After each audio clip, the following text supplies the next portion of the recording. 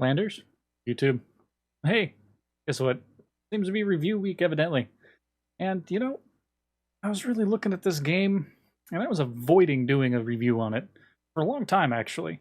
When it first came out, there were so many reviews and so many opinions, and, well, not all of them were a good thing. So, well, I figured I would wait. Curious yet? Now, don't forget to like, comment, and subscribe. You have a say what goes on in this channel, and what games I look at, too. Also, make sure to join us on Twitch. Tuesdays, Thursdays, Fridays. Put it right down there for you. So, question is, what game are we looking at? Well, if you read the title, the thumbnail.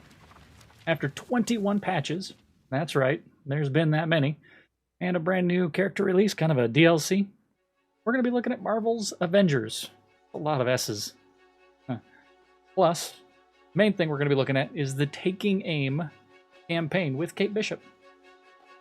This game, it was officially released on September 4th to, well, less than mediocre response. It was completely and utterly marred by game-breaking bugs, save files being corrupted by who knows what, and, well, somewhat repetitive gameplay. So what's the point of the game? Well, you are an Avenger. The main game, you choose between, well, Miss Marvel, Hulk, Iron Man, Thor, Black Widow, or Captain America, and that's kind of how they're unlocked as you cut through the main campaign. That original campaign is actually really, really good. I just kind of have to touch base on that since we didn't do a review of it in the first place, and we are going to be doing a little bit of the Taking Aim DLC. The voice acting really just adds to the whole experience. It's wonderful from start to finish. When you finally get your heroes leveled up, you feel like a hero. You feel like a superhero.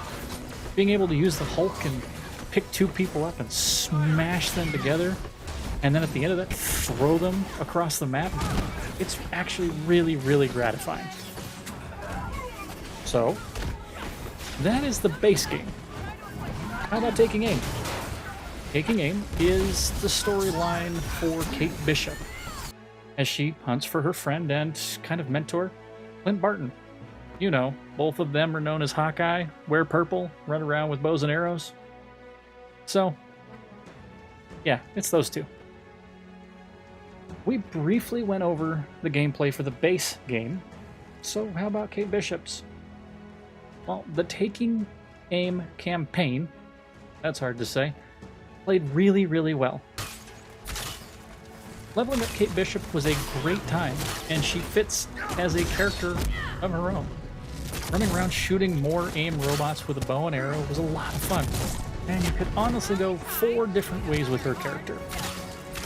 You can either go straight melee with her crazy warp sword, or do single razor arrows and pin bad guys to walls. My favorite, the multi-arrow scatter shot. You shoot multiple arrows, and literally, if you get close enough, you can take down dread bots super, super quick. Yeah, or sorry. you can also do the somewhat slow, but definitely big boom-esque, slow explosive bolts. Which Hawkeye did you want to be?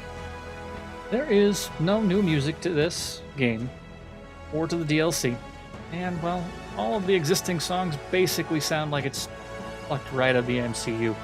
I'm actually afraid of getting DMCA'd every time I play this game for videos or for the stream, because I'm afraid that music will get flagged.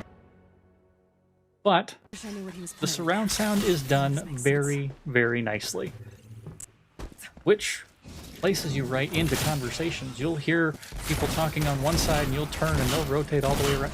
Great, it's wonderful. So, what does Taking Aim specifically add to the sound? Which is one of our requirements for our reviews. Well, the voiceovers for Kate Bishop, they are done really, really well. One thing this game has always had going for it was the voice acting and the campaign, the storyline itself. And it doesn't disappoint here. So, I'm not running this on a PlayStation 5 with the crazy upscaling. I'm not running this on a PS4 Pro in 4K. This is on your run-of-the-mill, almost purchased at launch, PlayStation 4. Now, I did choose the PlayStation because, well, Spider-Man. That's what a lot of people purchased it on the PlayStation 4. I mean, honestly, Spider-Man. Spider-Man. Spider-Man. Spider-Man. There's a lot of Spider-Man over here. He's kind of my go-to guy. So that's why I didn't get it on the Xbox. That's why I didn't get it on the PC. Though I almost did get it on the PC because of the graphics. I will say, this game is damn shiny. Here, there are plenty of things exploding. Plenty of particles flying around all over the place, and, well, items that are either on fire, / freezing, / electrified, / name your status element. All the characters, they look really authentic to what you would expect them to look like, what Thor would look like, what Hank Pym would look like, even in some of their more crazy costumes. I mean, what is this? Honestly, I mean, look at it. A Cirque du Soleil costume? I mean, it is still Kate Bishop, but it does look like Kate Bishop. I will say that the game does get a little too busy, and at sometimes you're gonna end up having some frame rate issues because of it. A lot of the updates, well, they have fixed that to a point. Considering the launch, there were times where the frame rate issues were so bad it was basically unplayable. Literally, things would just break all the time. The updates have really, really helped this game quite a bit. The original game, well, the campaign feels great, but it is definitely kind of shorter than you would hope. And your characters, well, they're never fully leveled at the end of it, so there is a good amount of grinding involved. But as your heroes gain in level, you feel like, well, a real superhero. Your abilities make you feel like the bad mamma jamma that is a sharpshooting Kate Bishop in taking aim. The thing about it is, though, that for a game as a service, type game that Marvel's Avengers is, it lacks so much depth. After a few hours, it still feels like you're playing the same 3 maps with the same 3 objectives. Go from point A to point B, push a button. Go from point A to point B, beat this boss. Go from point A to point B, protect this location. Rinse, repeat. That's what this is. That's it.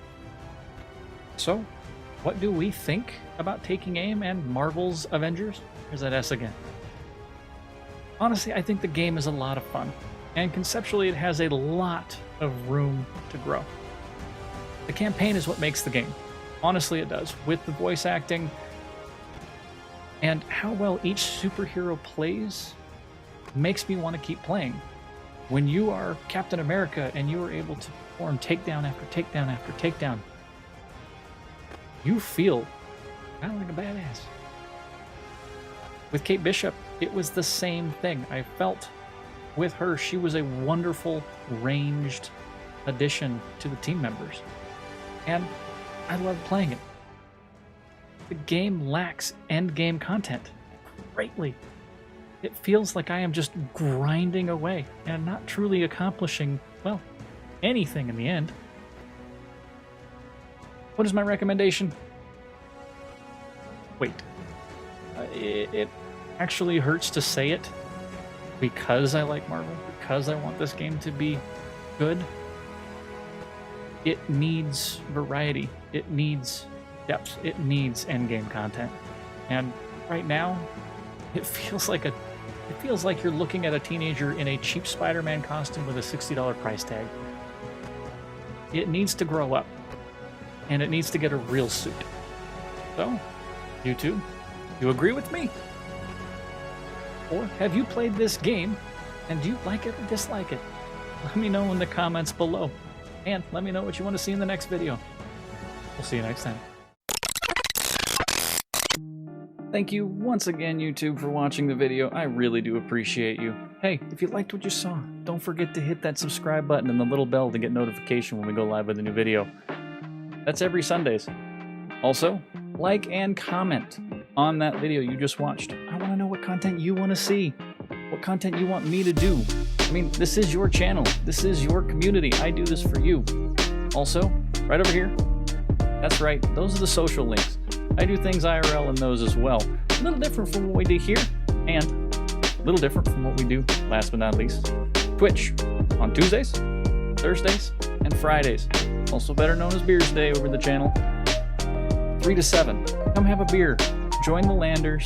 Be part of the chat. Thank you once again for watching. We'll see you next time. Bye, YouTube.